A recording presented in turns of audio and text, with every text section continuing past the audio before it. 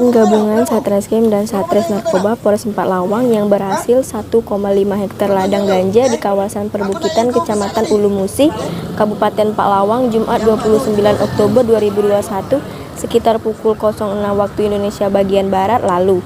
Harus berjuang keras menuju lokasi. Gabungan harus menempuh perjalanan hampir 7 jam dengan merilis bukit barisan.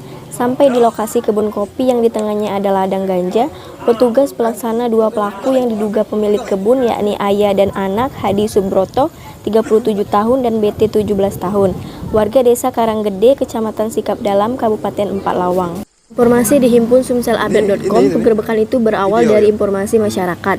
Lalu tim bergerak dan melakukan perjalanan dengan medan yang cukup sulit. Sampai menempuh 7 jam perjalanan ke lokasi Talang Cunggu Meranti, Kecamatan Ulu Musi, Kabupaten Empalawang. 1, 2, 3.